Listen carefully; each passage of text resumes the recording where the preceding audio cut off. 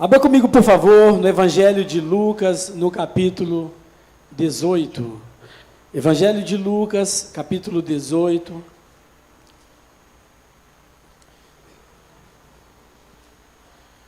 Lucas 18. E o tema da palavra do Senhor para nós nesse dia, diga comigo, de quem é o reino? Lucas 18, verso 9, diz assim: propôs também esta parábola a alguns que confiavam em si mesmos, por se considerarem justos, e desprezavam os outros. 2 homens subiram ao templo com o propósito de orar, um fariseu e o outro publicano. O fariseu, posto em pé, orava de si para si mesmo dessa forma: ó Deus, graças te dou, porque não sou como os demais homens, roubadores, injustos e adúlteros, nem ainda como este publicano. Jejuo 2 vezes por semana, dou o dízimo de tudo quanto ganho. O publicano, estando em pé, longe, não ousava nem ainda levantar os olhos ao céu, mas batia no peito, dizendo: ó Deus, sê propício a mim, pecador. Digo-vos que este desceu justificado para a sua casa, e não aquele. Porque todo o que se exalta será humilhado, mas o que se humilha será exaltado. Traziam-lhe também as crianças para que as tocasse, e os discípulos, vendo, os repreendiam. Jesus, porém, chamando-as para junto de si, ordenou: deixai vir a mim os pequeninos e não os embaraceis, porque dos tais é o reino de Deus. Verso 17. Em verdade vos digo, que quem não receber o reino de Deus como uma criança, de maneira alguma entrará nele. Pai amado, muito obrigado pela tua palavra. Muito obrigado por tudo que o Senhor já tem feito neste culto, nessa celebração. Mas agora, Deus, nos abrimos para ouvir a tua voz através da tua palavra. Fala conosco, Senhor. Nós te pedimos em nome de Jesus. Amém. Você pode se assentar. De quem é o reino? Qual a nossa expectativa, irmãos, ao nos aproximarmos de Deus, em oração, ao virmos a um lugar como esse, a um templo, onde nos reunimos para buscar, mais a Deus, para ouvir a voz de Deus? Qual que é a nossa expectativa? Como que a gente planeja, como é que eu vou voltar para casa, depois de um culto, depois de um momento como esse, onde eu busco me aproximar mais das coisas de Deus? Nesse episódio, Jesus ele apresenta aqui um paralelo entre 2 pessoas que sobem para orar. Jesus nos mostra 2 corações, 2 aproximações, 2 pessoas que chegam até Ele num primeiro momento. E quando olhamos para essas pessoas que estão ali diante de Jesus, a gente começa a perceber qual é o critério para que a gente possa receber o reino ou entrar no reino de Deus. Meus irmãos, a gente aprende que o reino de Deus, primeiramente, é daqueles que não se deixam levar pela soberba, mas que buscam o caminho da humildade e da dependência de Deus. Você pode dizer isso comigo? O reino é para aqueles que não se deixam levar pela soberba, mas buscam um caminho de humildade e de dependência. Meus irmãos, o que nos aproxima do reino não são as nossas habilidades, mas a postura do nosso coração. Essa parábola foi contada por Jesus, direcionada a um público específico. O texto é muito claro ao dizer que ele fala dessa parábola, ele propõe essa parábola a pessoas que confiavam em si mesmas e desprezavam os outros. E quando a gente lê esse texto, a gente aprende aqui alguns ensinamentos importantes. Nós vamos perceber posturas diferentes, e aí a gente fala de um primeiro grupo, de um segundo grupo e de um terceiro. Um primeiro representado pelo fariseu, o segundo pelo publicano, mas há um terceiro que é representado pelas crianças, que são levadas até Jesus, e todos eles nos ensinam. O primeiro ensinamento que a gente tem aqui, e que eu quero compartilhar com você, diga comigo assim: onde há soberba, não há espaço para Deus agir. Amém, irmãos? Irmãos, a Bíblia nos diz que 2 homens subiram ao templo com o propósito de orar. Meus irmãos, o propósito é nobre, sim ou não, gente? A gente vem à igreja, a gente vem no local de reunião, e aqui a gente ora, sim ou não, gente? Aqui a gente canta louvores, aqui a gente ouve a palavra de Deus. Mas, irmãos, soberba e oração não podem habitar no mesmo coração ao mesmo tempo. Quando a arrogância, o lugar da oração, ele pode se tornar um lugar de pecado. Mesmo que a gente faça a coisa certa, a gente pode fazer a coisa certa do jeito errado.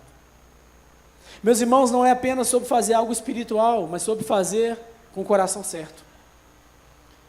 Então, o fariseu, ele nos ensina essa realidade.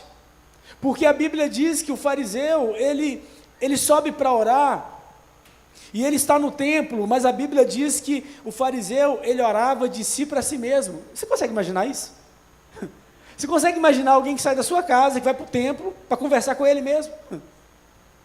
Ele está ali meio que num solilóquio, ele vai falar com ele mesmo. Então, se é para falar com ele mesmo, podia ter ficado na casa dele, mas não. A motivação do coração do fariseu, deste fariseu específico, porque não eram todos fariseus que eram assim, mas esse fariseu da parábola, ele fica de pé, ele busca um lugar de destaque. E meus irmãos, ali naquele momento, a Bíblia nos diz que ele está indo em pé, e ele orava de si mesmo para si mesmo. Irmãos, o fato de estarmos em um ambiente onde a gente pratica a fé, onde a gente aprende sobre Deus, onde a gente mergulha na palavra de Deus, não faz de nós uma pessoa melhor do que as outras. O fato da gente estar em um ambiente, ele não vai nos fazer crentes, mas o que vai nos fazer crentes é o quanto nós absorvemos daquilo que a palavra de Deus nos ensina, o quanto nós nos deixamos levar por uma vida de oração, de fervor, por uma vida de leitura da palavra. O fariseu, ele não foi orar, ele foi informar para Deus o quanto ele era bom. Ele vai para ali para falar com Deus: Deus, olha como eu sou bom. Deus só deve ter muito orgulho de ter um filho como eu. Perceba a oração do fariseu. Meus irmãos, o reino de Deus é para aqueles que aprendem a calçar as sandálias da humildade. E por isso, ao olhar para este primeiro homem, para este grupo, nós aprendemos para quem é o reino de Deus. Certamente é para pessoas que não deixam se levar pela soberba. Meus irmãos, o fariseu, você vai perceber na sua oração que ele não pede perdão por nada. Eu não sei quanto a você, mas todos os dias quando a gente vai orar, a gente sempre diz: Deus, hoje eu falei o que eu não devia ter falado. Deus, hoje eu fiz o que eu não devia ter feito. Deus, tem misericórdia da minha vida. Se eu errei e não percebi, absolve-me, como diz o salmista, ao momento que o salmista faz essa oração. Absolve-me das faltas que me são ocultas. Ele faz até essa oração. Porque às vezes, mesmo sem querer, a gente fere os outros, sim ou não, gente? Mesmo sem querer, alguém fala: rapaz, você pisou na bola comigo. Você fala: como assim? Eu nem vi bola. Meus irmãos, um coração soberbo, ele tira Deus de cena pela autossuficiência. O fariseu, ele está orando de si para si, não tem diálogo com Deus. Ele está muito mais preocupado em que as pessoas o vejam orando, o vejam ali e digam: olha como ele é espiritual. Meus irmãos, nós podemos orar e nos tornar orgulhosos porque a gente está orando. Uma disciplina espiritual, irmãos, ela é legítima em si, ela é importante. Mas se eu começar a me orgulhar pela disciplina espiritual, eu já estou pecando. Se eu começo a dizer: as coisas estão acontecendo porque eu estou orando, ou as coisas não estão acontecendo porque os outros... Entende, meus irmãos? Uma disciplina espiritual legítima em si, ela não pode ser levada para um lugar onde ela se torna pecado. Irmãos, o fariseu, ele vai dizer assim, o verso 11 diz: o fariseu posto em pé, orava de si para si mesmo, dessa forma: ó Deus, graças te dou, porque não sou como os demais homens. Olha o diálogo que ele tem, se é que a gente pode chamar de diálogo. Ele está dizendo: olha, eu não sou como os demais homens. Irmão, sabe aquele sentimento que algumas pessoas têm de que ele é melhor, de que ele sempre vai estar na frente de tudo, e aí ele vai dizer algumas coisas assim: olha, eu sou grato porque eu não sou roubador, eu não sou injusto, eu não sou adúltero, eu jejuo 2 vezes por semana e dou o dízimo de tudo quanto ganho. Perceba, irmãos, que tudo que ele falou aqui são práticas legítimas e que agradam o coração de Deus. Amém, meus irmãos? Quem acredita que Deus quer que a gente jejue? Quem acredita que Deus quer que a gente seja uma pessoa justa? Que a gente não adultere? Que a gente não roube? Tudo isso, irmãos, são práticas legítimas e são práticas de quem entendeu o Evangelho de Jesus Cristo. Quem entendeu o Evangelho de Jesus sabe, eu preciso ter na minha vida essas marcas de alguém que anda em justiça, de alguém que honra sua aliança, de alguém que busca crescer em uma disciplina espiritual, em uma consagração a Deus. Mas quando aquilo que eu faço, ou pelo menos digo que faço de bom, torna-se orgulho para mim, eu começo a entrar num lugar onde há soberba e eu fecho o canal para que Deus haja na minha vida. É preciso que a gente se atente para isso. Quando aquilo que eu faço me faz olhar para o outro e dizer assim: Deus, eu sou grato demais ao Senhor porque eu não sou igual fulano. Eu não sei se você já fez uma oração assim. E é interessante, irmãos, que o fariseu, ele não fica satisfeito em falar de homens num contexto geral, mas ele vê ali o publicano. Ele fala: Deus, eu sou melhor do que esse publicano aí. Muito obrigado, porque eu não sou ainda como este publicano. Meus irmãos, o fariseu definia pecado meramente como coisas externas. E pecado não é apenas aquilo que aparece. O pecado tem a ver também com a postura do nosso coração. A gente pode parecer tudo certinho para o lado de fora. E devemos sim, irmãos, buscar viver em santidade, não apenas parecer que somos, mas ser de verdade. Mas o pecado, ele não está restrito àquilo que é externo. O pecado vai além, o pecado está ligado à questão do coração. Alguém pode dizer: olha, eu estou andando direitinho, eu estou fazendo tudo certinho, mas o coração está ali amargurado, o coração está sujo, está empoeirado, sabe, a mente está poluída, está acontecendo um monte de coisa e ninguém está vendo isso. Vocês estão comigo, irmãos? O fariseu, ele se especializava em fazer propagandas daquilo que ele não tinha. Ele parecia ser muito espiritual, muito piedoso, muito santo, mas às vezes não era. Meus irmãos, o fariseu, na sua oração, ele não pede perdão. O fariseu, perceba que na sua oração ele não pede nada. Irmãos, eu não sei, mas as nossas orações precisam conter um pedido de perdão, um reconhecimento de algo que a gente fez e falou, porque aquele que é nascido de Deus, ele não vive pecando, mas não quer dizer que ele não peque. Não quer dizer que a gente, às vezes, em algum momento a gente erre o alvo. Você está ali no seu diálogo com a sua esposa, com o seu marido, com o seu filho, você, sabe, em algum momento passou do limite, falou alguma coisa e tem que se arrepender. Mas imagine a oração do fariseu. Ele não pede perdão por nada. Eu não sei se você conhece alguém assim. Não olha para o lado. Mas o fariseu, ele não pede perdão para Deus. O fariseu, ele vai fazer uma oração e ele não vai pedir nada para Deus, irmãos. A gente pede Deus, sim ou não, gente? A gente pede. Porque a gente é incentivado a isso. Pedi e dar-se-vos-á, buscai e encontrareis, batei e a porta irá se abrir, porque todo que pede recebe, o que busca encontra, e aquele que bate a porta vai se abrir. Então a gente pede. Mas você já viu uma pessoa que talvez ela seja tomada por uma soberba, por um orgulho, e ela nem pedir, ela pede? A soberba às vezes se manifesta assim também. Meus irmãos, o fariseu, ele é adoecido pelo sentimento de autoexaltação. A sua oração não é para quebrantar, é para se exaltar. E gente assim entra no templo cheio de si e sai vazio de tudo. O texto vai nos dizer como que eles voltam para casa depois. E eu e você precisamos pensar: eu venho para a igreja, como é que eu quero voltar? Eu não quero voltar como se eu não tivesse passado por nada. Eu quero voltar dizendo: olha, eu saí de lá pensando em algo hoje. Olha, eu saí pensando, eu saí com uma postura diferente, eu saí porque eu preciso melhorar nessa área da minha vida. Meus irmãos, religiosidade sem arrependimento, ela expressa orgulho e nos distancia de Deus. Meus irmãos, O fariseu se comporta assim. Ele até ora, mas uma oração que nasce da vaidade é só barulho, sem comunhão. Uma oração que nasce da vaidade, ela mostra que é alguém que confia em si, e aí Deus não vai agir. Então o primeiro ensinamento que a gente tem à luz dessa parábola é este: onde há soberba, não há espaço para Deus agir.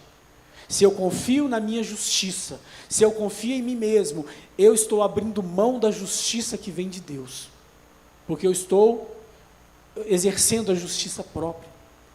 Mas, irmãos, há uma segunda lição que a gente aprende à luz desse texto. Então a primeira, vamos dizer comigo, vamos ler, vamos lá? Onde?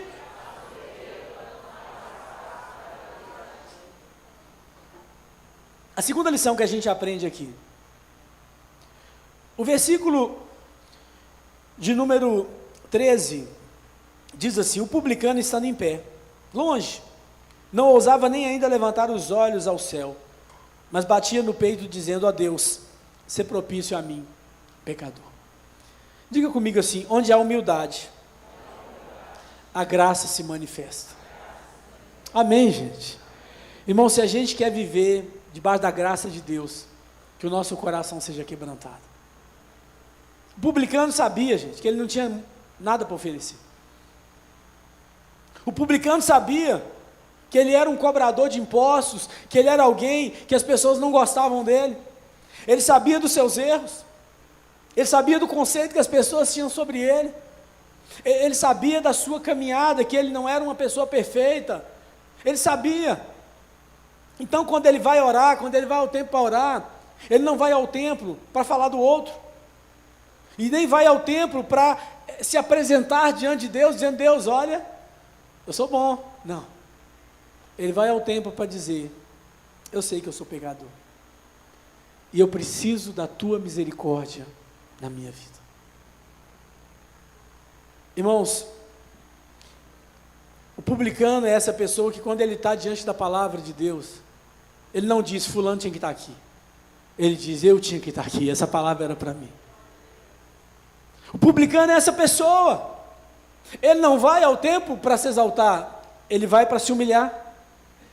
A Bíblia diz que ele está orando de longe, ele não está buscando como o fariseu, está em um lugar onde as pessoas pudessem ver. Ele está de longe, ele não exibe obras, ele reconhece seu pecado. Ele não chega diante de Deus dizendo: Deus, você ouviu o que eu fiz? Senhor, você ouviu que eu jejuei 2 vezes essa semana? Eu volto a dizer, meus irmãos, essas práticas, elas são legítimas. Dar o dízimo, jejuar, sabe, buscar viver uma vida de santidade, tudo isso é muito legítimo, não está errado. O errado está a gente achar que porque a gente faz essas coisas, nos tornamos melhores do que quem não está fazendo. Vocês estão comigo, irmãos? É esse perigo da religiosidade, da soberba entrar no nosso coração, ao ponto da gente achar que a gente está vivendo em uma situação de superioridade. Então, meus irmãos, nós temos um publicano que ele não perde tempo falando de si, apresentando ali. Eu não sei se você já encontrou gente, quando você começa a conversar, e essa pessoa começa a falar tanto de si, tanto de si, tanto de si, e que você diz: olha, tá bom, eu só vou ouvir. Ele não fica levantando seus pontos fortes, nem falando mal do outro. Ele está dizendo para Deus: Deus, eu estou aqui porque eu careço da tua misericórdia, eu careço da tua graça, eu careço do teu favor na minha vida. Meus irmãos, humildade não é fraqueza, mas é a chave que abre o caminho da graça sobre a nossa vida. O publicano sabe que ele não tinha direitos. O publicano se aproximava unicamente pela graça e pela misericórdia. O que nós queremos que Deus faça na nossa vida? Deus resiste aos soberbos, mas Ele concede graça àquele que se humilha. Irmãos, estamos tocando no relacionamento entre o homem e Deus. Mas é preciso a gente se lembrar que nos relacionamentos interpessoais, quantos casais às vezes vivem batendo cabeça? Porque a soberba entrou no coração de um ou de outro, e aí não conseguem comunicar, não conseguem haver perdão, não conseguem se acertar, porque o coração está duro. E aí a gente quer: Deus age nessa história, Deus age nessa situação, mas se o canal está fechado por causa da soberba, não acontece. Ao mesmo tempo, onde há humildade, onde as pessoas aprendem a pedir perdão umas para as outras, a reconhecer os seus erros sem culpar o outro, a graça de Deus vem, a graça de Deus é derramada, e as pessoas começam a se acertar. Então, meus irmãos, de quem é o reino? O reino é para gente que entra nesse caminho da humildade, entendendo, esse é o caminho para que eu viva a graça de Deus. Amém, meus irmãos? E é interessante, irmãos, que Jesus, ele vai fazer menção desses dois homens que subiram com um propósito nobre no seu coração. Irmãos, eu creio que a gente sai da nossa casa com o propósito de vir ao templo para orar. A gente pode orar em casa, é claro, mas a gente sai de casa porque a gente sabe, lá eu vou orar, lá eu vou cantar canções, lá eu vou ouvir a palavra do Senhor. Então a gente sai de casa com esse propósito. O propósito de ambos, ao chegarem no templo, era orar.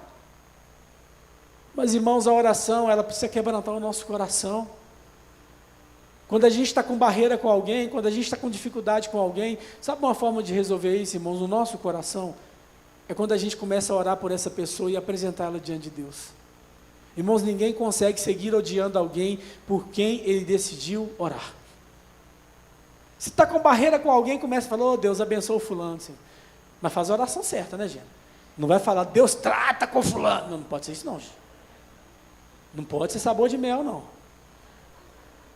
Tem que ser aquela oração, Deus abençoa o fulano, Deus quebranta o coração do fulano, Senhor, que ele seja mais abençoado do que eu estou sendo. Entende, meus irmãos?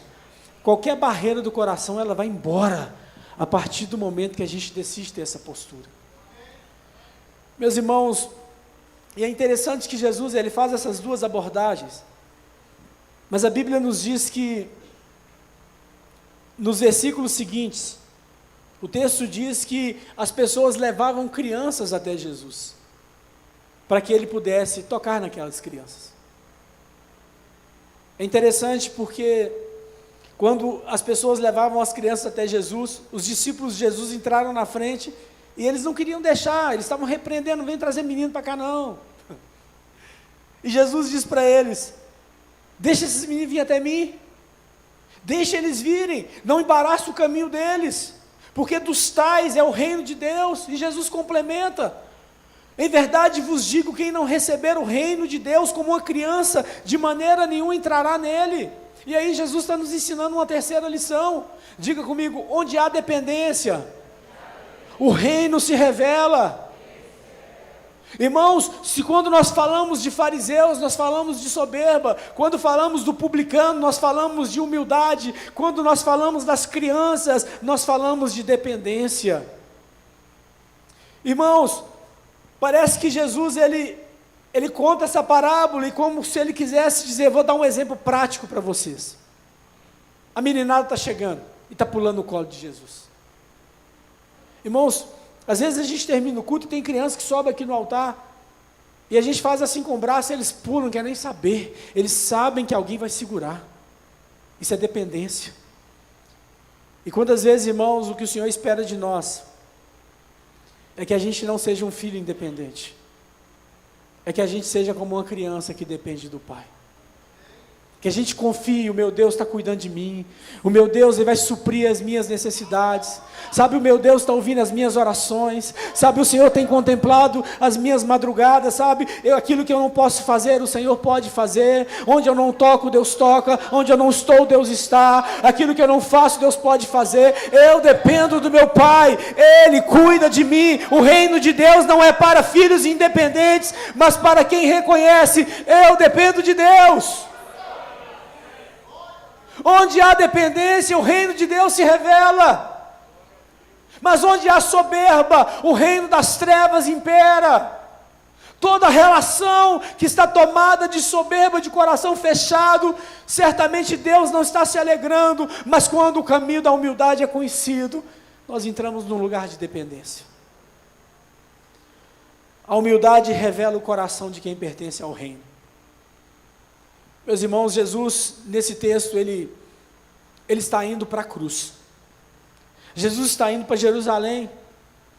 uma caminhada dramática, uma caminhada difícil, uma caminhada dolorosa, mas ainda assim ele para e pega os meninos no colo, ele para dar atenção para as crianças. Os discípulos diziam: não precisa, esses meninos estão incomodando. Jesus está dizendo: deixem eles vir a mim e aprendam com as crianças.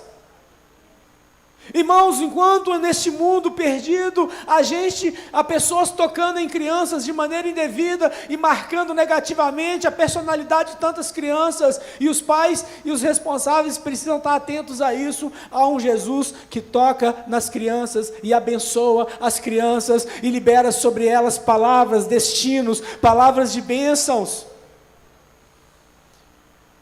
Os pais devem trazer as suas crianças até Jesus. Isso porque as crianças não conseguem sozinhas.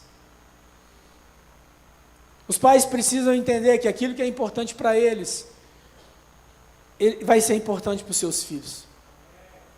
Há uma mensagem sendo passada. Quando a igreja é importante para os pais, os filhos entendem que é importante para eles. E o contrário também é verdade. Meus irmãos, sempre haverá aqueles que levam as crianças até Jesus, e sempre haverão aqueles que vão tentar impedir. Nós vivemos em um mundo em que ideologias, tanta confusão, que quer tirar tudo que é de Deus das famílias, tudo que é de Deus da mente das crianças, tudo que é de Deus das nossas casas, mas nós somos um povo do reino de Deus, e entendemos que o bem é mais forte do que o mal, e o bem vence, e na nossa casa, na nossa vida, na nossa igreja, o bem vai vencer, porque maior é aquele que está em nós do que aquele que está no mundo. Meus irmãos, é preciso que a gente entenda isso. Entrar no reino de Deus é nos despojar de toda pretensão. A confiança das crianças nos ensina, elas entregam. A dependência das crianças, elas descansam de que o Pai vai prover todas as coisas. Meus irmãos, como criança, nós precisamos reconhecer a nossa total incapacidade de nos salvar. Uma criança reconhece isso. Jesus, ele vai rejeitar o fariseu que se exalta. Ele vai acolher um pequeno que confia e que entrega. Existe um paralelo. Um fariseu que se acha grande demais, que se acha bom demais, que se basta, que olha de si para si, que não pede nada por orgulho, que está ali mirando a sua vida pela vida do outro. Jesus, ele está rejeitando essa pessoa. Mas Jesus está acolhendo um publicano que bate no peito e diz: "Sê propício a mim, pecador. Se não for a tua graça, eu estou perdido." Meus irmãos, a pergunta para nós nessa noite, o versículo 13 ou 14 vai dizer assim: "Digo-vos que este desceu justificado para a sua casa." Este quem? O publicano. "E não aquele, o fariseu, porque todo o que se exalta será humilhado, mas o que se humilha." Pode ler comigo? "Mas o que se humilha será exaltado." Meus irmãos, percebam que voltar para a nossa casa hoje, voltar de onde a gente veio, como a gente vai voltar, tem a ver como está o nosso coração na presença de Deus. Tem a ver com a nossa entrega a Deus, tem a ver com a abertura que a gente dá para que Deus trabalhe em nossa vida. A gente pode voltar para casa dizendo: fui lá, mas não acrescentou muita coisa na minha vida, porque eu já sei muito. Fui lá, mas sabe como é que é, né? Eu acho que poderia ser melhor. Irmãos, ninguém pode ensinar nada a alguém que já acha que sabe tudo. Quando nós temos um temor no nosso coração, nós podemos dizer: olha, uma pequena frase falou comigo e foi suficiente para eu virar uma chave na minha vida. O fariseu foi rejeitado pela sua soberba. E essa tem sido uma grande barreira nos relacionamentos entre pessoas e Deus, e entre pessoas e pessoas. A Bíblia diz que o fariseu, porque ele confiava em si mesmo, na sua própria justiça, ele voltou para casa vazio.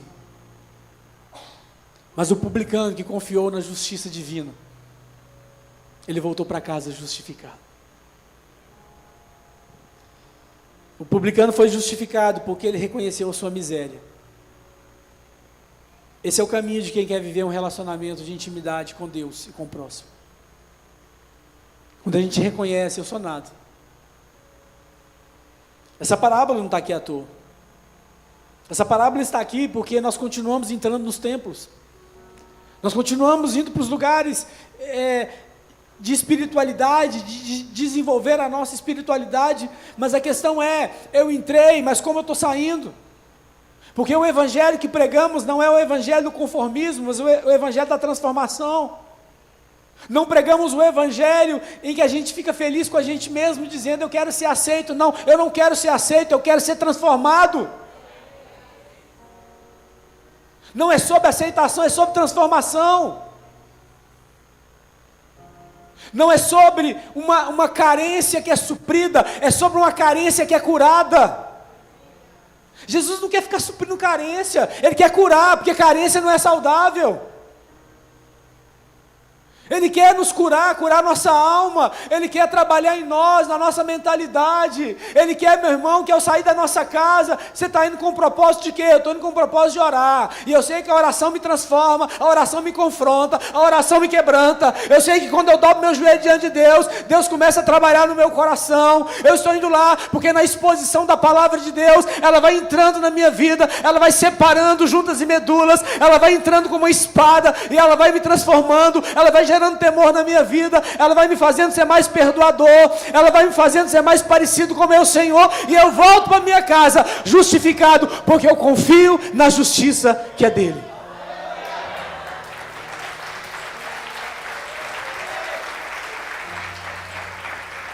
É preciso que a gente tome essa decisão. Como que eu vou voltar para casa hoje?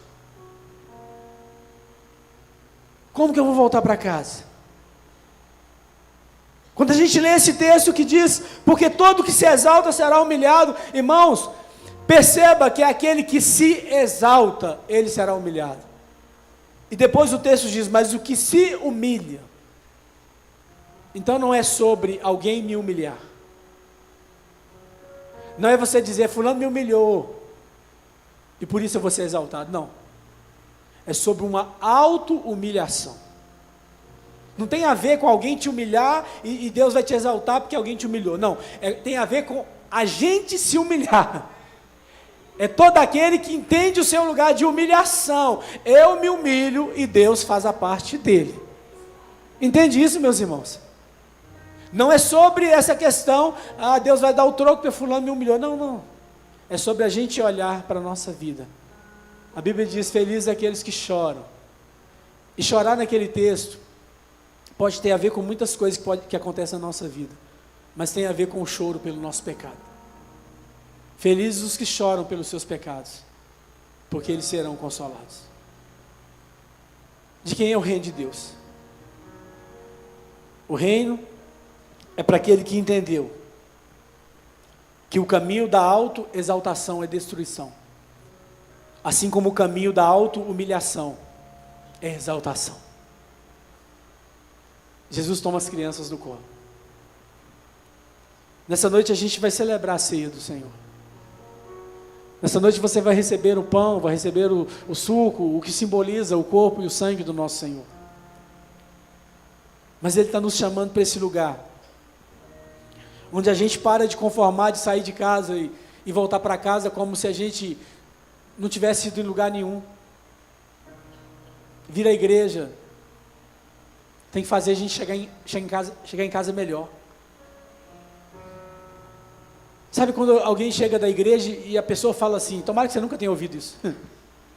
Nem parece que você chegou da igreja. A gente tem que chegar da igreja dizendo, Deus falou comigo. Era eu que tinha que estar lá, não era o outro. Era para mim. A gente tem que chegar da igreja e entender, Deus tocou em mim, Deus falou comigo. E eu preciso ser como uma criança, se eu quero entrar no reino de Deus. Nessa noite eu te convido, feche os seus olhos no seu lugar.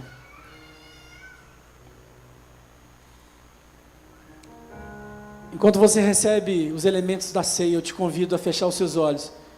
E enquanto a gente vai declarar essa canção ao Senhor nessa noite. Tem misericórdia, Senhor, da nossa vida.